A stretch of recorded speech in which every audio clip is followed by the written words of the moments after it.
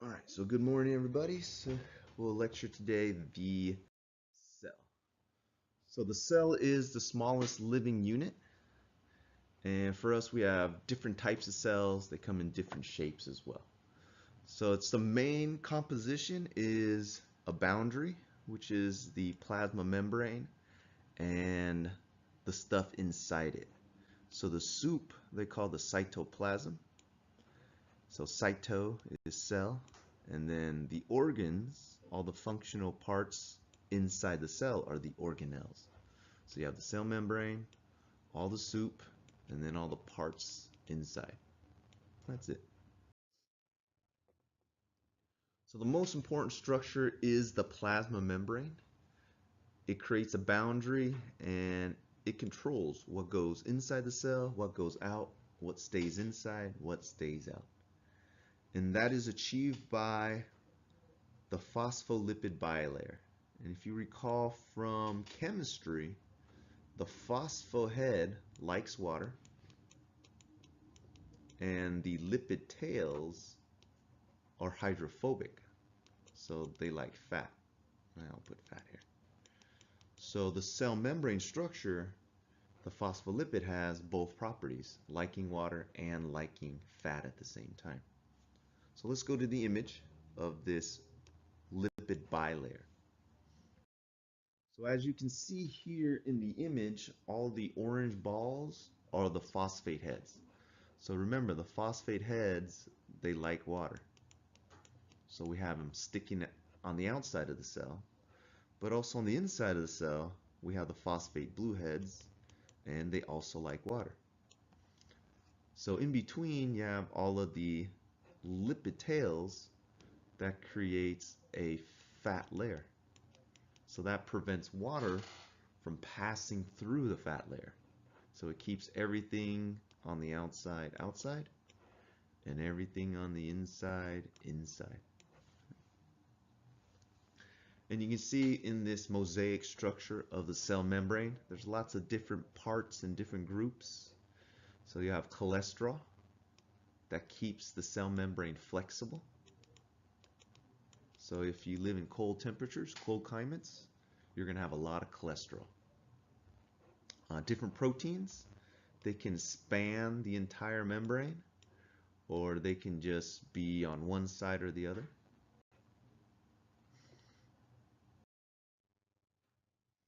So that's the cell membrane. So inside the cell membrane is the cytoplasm.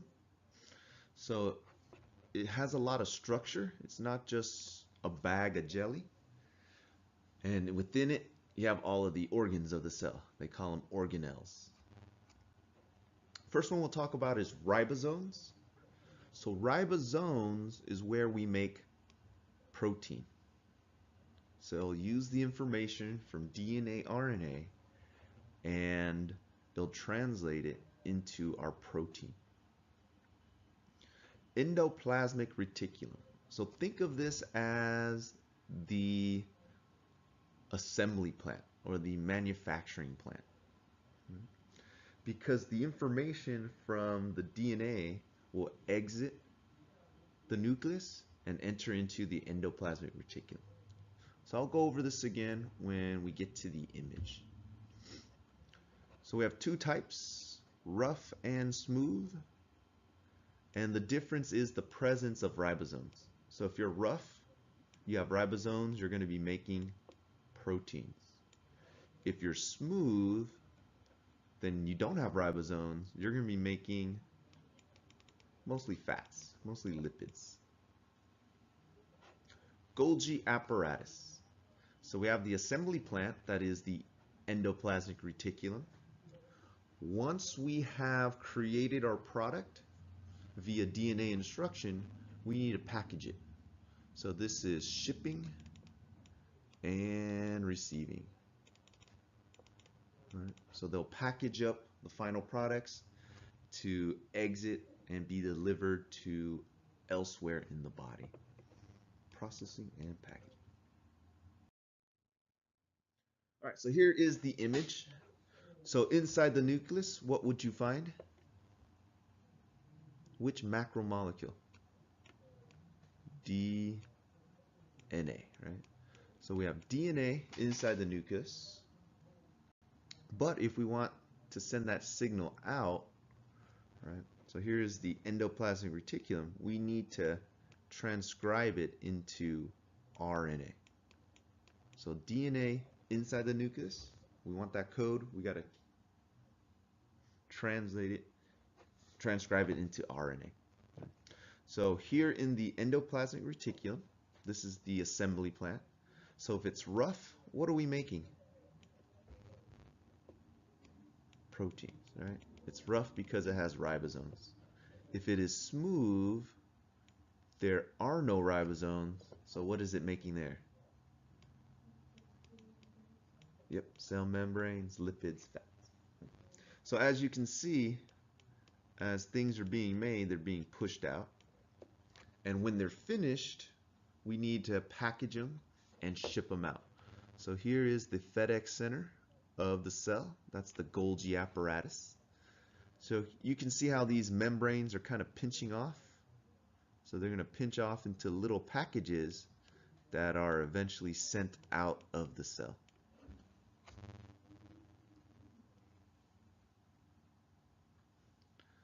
The other organelles, I'll just mention them real quick. So mitochondria, that's where you make ATP energy.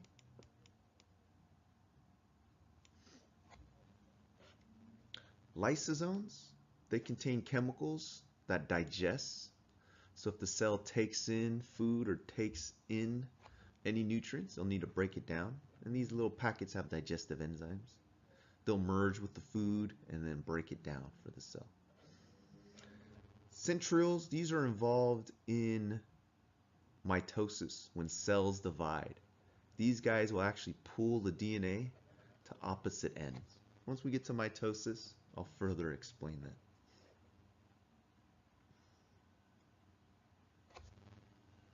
Which of the following organelles are responsible for protein synthesis within the cell? Which organelle is it?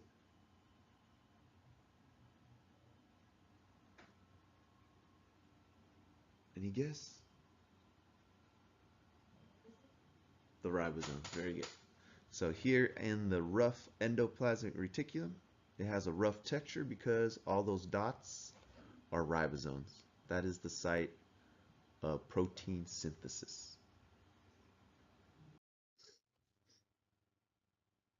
As mentioned, the mitochondria is our engine. This is where we burn sugar and oxygen to make ATP energy. So that's our power plant. Lysosomes, the package of digestive enzymes. So if this cell is a macrophage and it eats bacteria and little parasites, then it'll need to kill it by releasing those digestive enzymes. Cell suicide, apoptosis. So sometimes cells are bad. We don't want them to become cancerous. So it's a good thing for cells to signal its own death. Centrioles, as mentioned, they're going to be more involved in cell replication. They pull the DNA to opposite poles. All right, continue on for movement. Cells can have cilia. For example, this in our body is in our respiratory tract. The cells that line our airways have little hairs that constantly sweep out the mucus and anything trapped in the mucus. What do you think happens when you smoke to the cilia? Yep, they die off and then things will settle in your lungs. For propulsion, there might be a whip-like tail, like sperm, the flagellum in sperm, that allows for cellular movement. And the nucleus. So the nucleus is another cell membrane. So our cell is a cell membrane, and the nuclear envelope is another multi-layer membrane. chromosomes. We have 46 inside our nucleus. That means we get 23 from mom and 23 from dad to give us our diploid number. So diploid just means the 46 count. If you only have 23, they call that haploid number.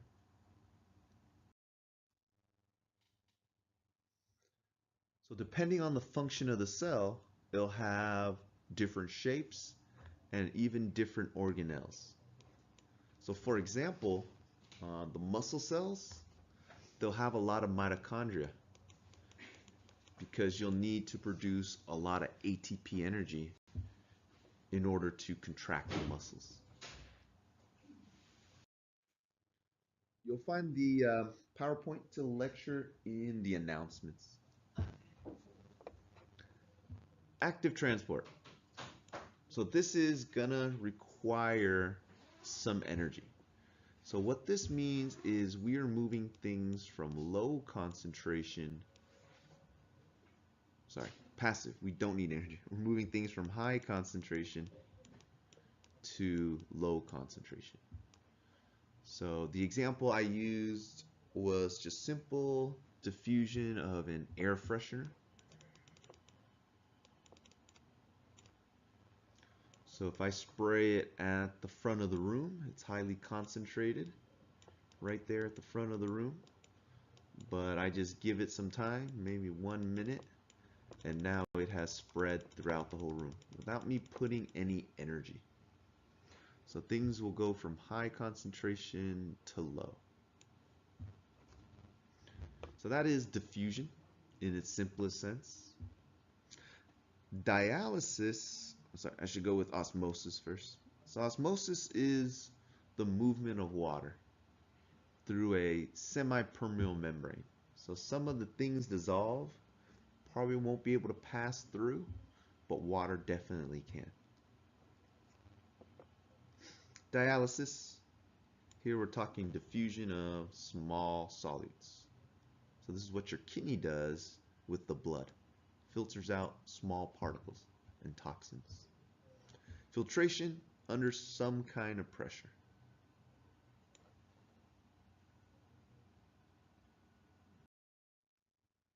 So here's an example of diffusion. We got low concentration on this side, high concentration on this side. So it goes down the concentration gradient. So solute will go from high to low. So the particles will move from the high side to the low side until they equal out. So now they're at 15% each. So that is through a permeable membrane. If it's semi-permeable, then you have to think of osmosis. So in osmosis, it's only water that's moving back and forth, not the solute.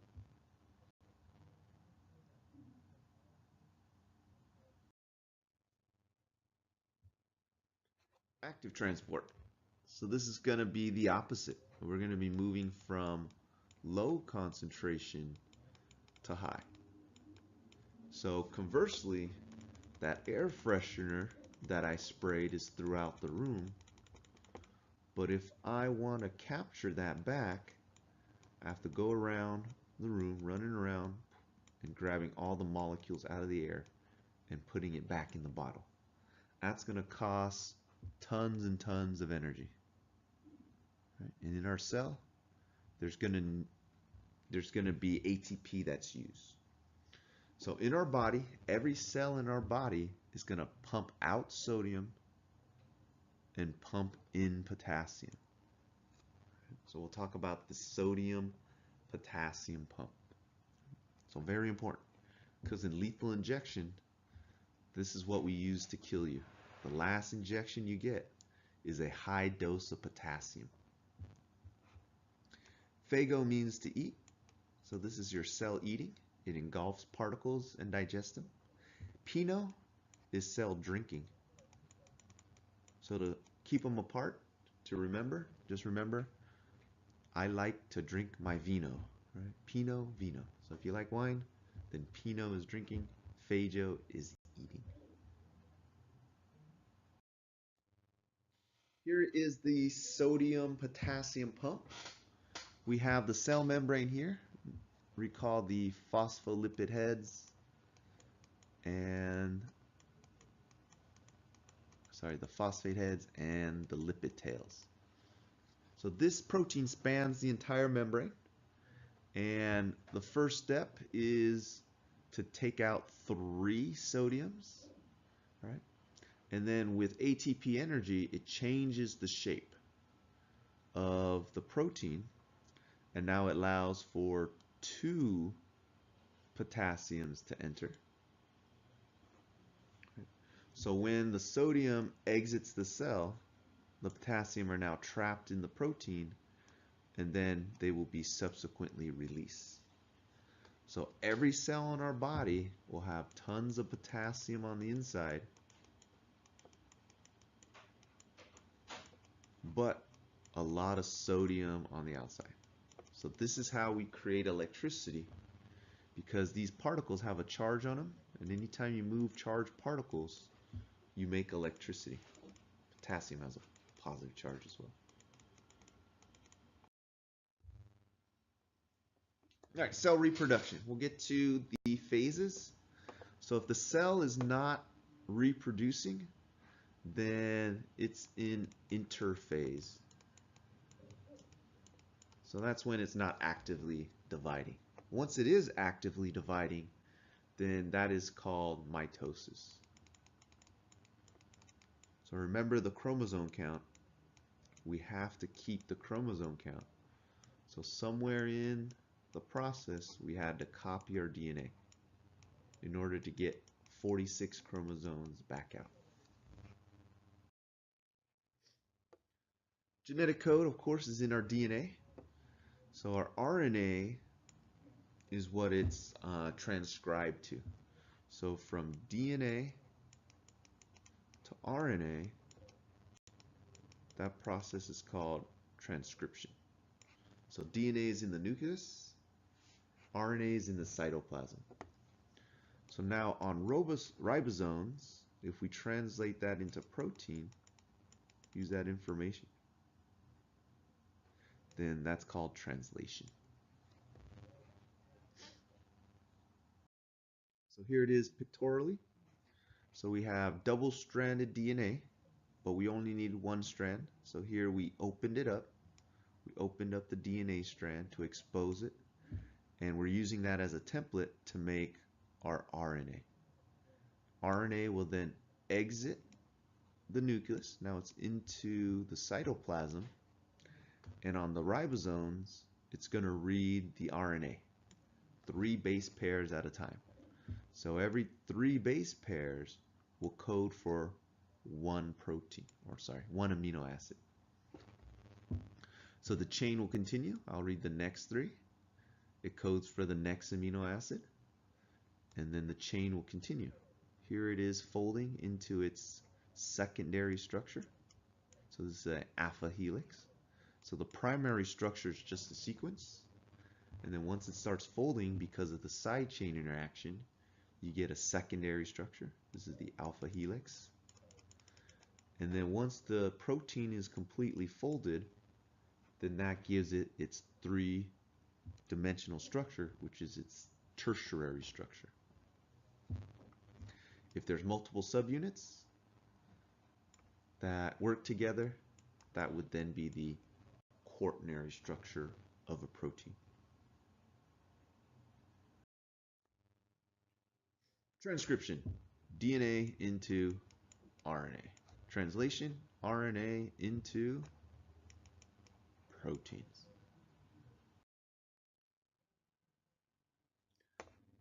As mentioned, if a cell is not dividing, it is in interphase, and once it starts dividing, then it's in mitosis. You know a cell is in mitosis when the DNA starts to condense. So those thick fibers of chromosomes, that's the only time you'll see them under the microscope. Most of the time they're unraveled and too thin to see under microscopy.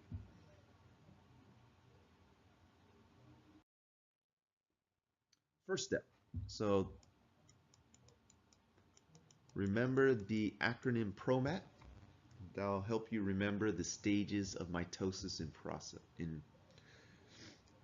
in order. So PROMAT, metaphase, anaphase, telophase.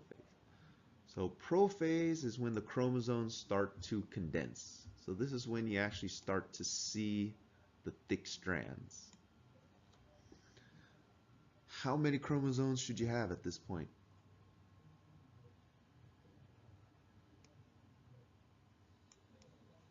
92. You should have already copied your DNA. Metaphase. At metaphase, this is where the chromosomes, now in pairs, will line up at the metaphase plate, at the center of the cell. Now they're going to need to be pulled to either ends of the new daughter cells. So here you can see now the centromeres come into play, because at the metaphase plate they reach out and they separate the DNA. So you can see here they're still connected in an X shape, but here the spindle fibers have reached out and separate them. So now you have the X spread apart. So metaphase, they line up at the metaphase plate. Anaphase, they start to separate. The chromosomes start to separate. And in telophase, we have cytokinesis. So these two daughter cells start to emerge. So we have to have 96 chromosomes before we enter mitosis in order to get 46 and 46 in each daughter cell.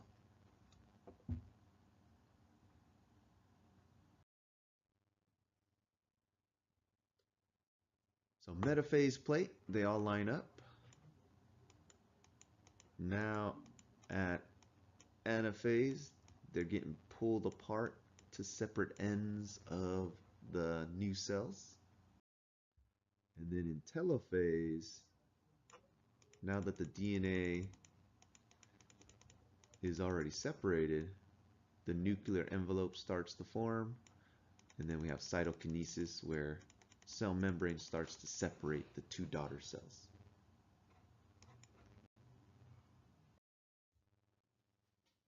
All right, now you have the basis of the cell. Let's talk about more in depth the 4 tissue types. So we have epithelial, muscle, nerves, and connective tissue. So nerves and muscles, everyone's familiar with. Connective tissue is the everything else pile. So let's talk about epithelial. So epithelial, epi means above, so it's going to create a border. So it is the top layer of your body, and it also what lines your GI tract. Do these cells divide and replicate quickly or slowly? Slowly? So do you get new skin cell every day, or do you have to have them wait around for a while? So you lose billions, millions of skin cells. So these cells are going to divide very quickly. In your GI tract, some of these cells lining your intestines, they only live for 3 days. So they're growing very, very rapidly. And they grow from the base level and they push up and out. And your epithelial layer, or sorry, your epidermis layer won't have any blood supply at all. So here are some examples. You don't have to worry about the different types. You'll just need to understand that they divide from the base layer and they move up. So as you can see in the stratified squamous cells, this is like your skin cell. Notice how they're kind of cube shape at the beginning, and they start to get flattened out at the top, kind of like hard-boiled eggs, right? Or eggs over easy. So they get flattened out. So they change as they move up the levels. Here's the ones that are inside your respiratory tract that contain cilia. So they will sweep out that mucus from your respiratory tract.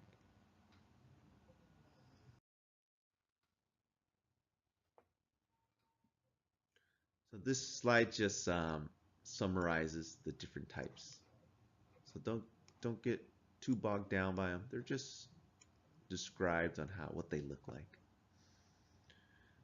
So your epithelium also makes up all of your glands. So your sweat glands and your hormone glands.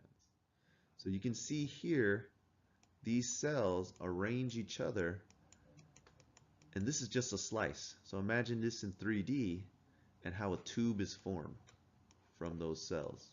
So we have cells all the way around the tube, and they extend all the way down. So they create a little hole.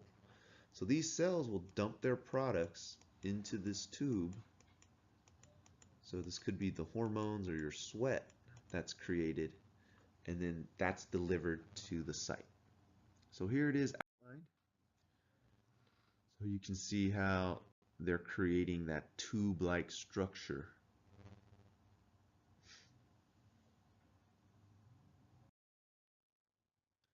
This is the basement level here. So this is where the cells are dividing. So that means they're being pushed up this way. So they're kind of cube shape here, and as they get pushed further and further out, they get flattened out. So you can see here, it's where they divide, and as they get pushed up towards the surface, they flatten out like eggs over easy.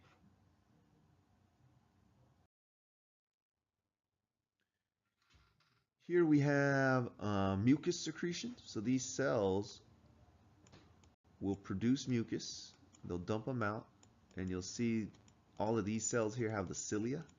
So here in your lungs, the mucus will coat this area, and the cilia will continually sweep out anything that's trapped in that mucus. So here you got those goblet cells. They're producing their products, mucus or whatnot, and then these ciliated hairs, brush tops, will sweep out. So that's your respiratory elevator or escalator.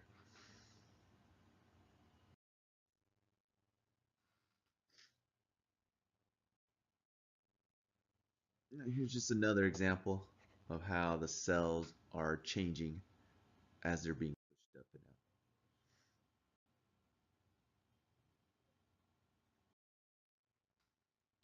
So here's the tube that is formed. So you guys recall those cells in a ring-like structure. So all your glands are constantly producing secretions, and if it's an exocrine gland, then that goes to the outside of the body like sweat. If it's an endocrine gland, then that goes into your bloodstream, and that's like your hormones.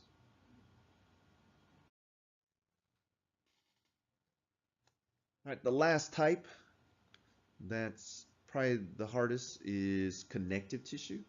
So if it's not epithelial, making a border, if it's not smooth, striated, skeletal, or heart muscle, and if it's not nervous tissue, then they put it all into connective tissue.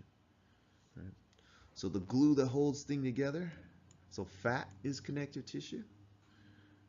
Fibrous bands like ligaments, tendons. Right?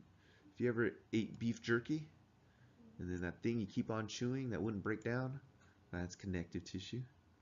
Do you guys like Korean ribs? The short ribs? You guys ever had them? The Korean short ribs? No? So when you eat the ribs, that's what you're eating. You're eating that connective tissue around the bones. Cartilage and even blood.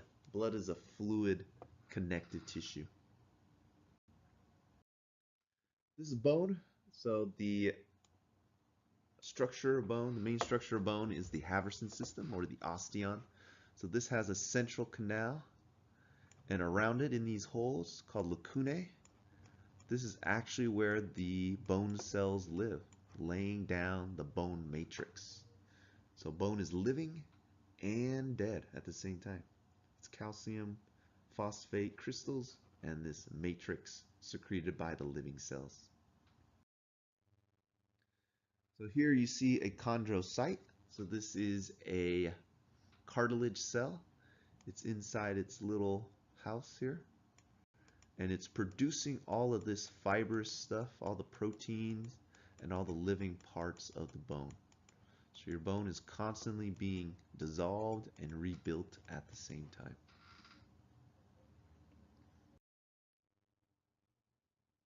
Here's blood, red blood cells. Notice that there is no nucleus, hence you get this little dimple-like shape. And here's a white blood cell that is multinucleated. One of the leukocytes. Next tissue type, muscle. So there's a quick review. 1, 2, 3 types. Skeletal striated. Cardiac muscle is also striated. The main difference between the two is going to be the intercalated disc. So here you can see the regular arrangement of the filaments, the actin and myosin fibers. So you'll see the definite Z bands. Now on the cardiac muscle, on the next slide, you'll see that there are these gap junctions. So a lot of these darker bands in between the cell membrane. So those are the intercalated discs that allows for the free flow of electrolytes. And then lastly, smooth muscle. You don't see the striation patterns. So in fact, smooth muscles, you can actually overstretch. So the more you stretch a smooth muscle, the more it kind of rebounds.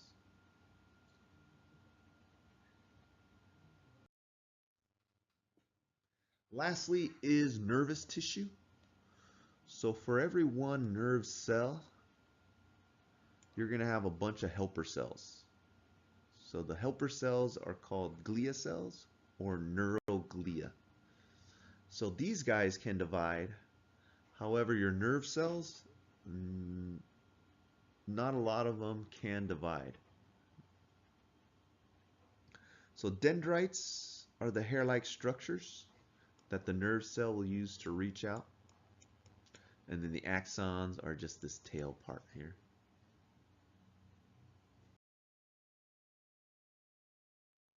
All right, so that ends the cell. So for you guys, go ahead and complete your online learning modules for the cell, and they're modules 6 and 7. So that's the agenda for today. And if you're finished with that early, continue on to chapter 22, which is the integumentary system.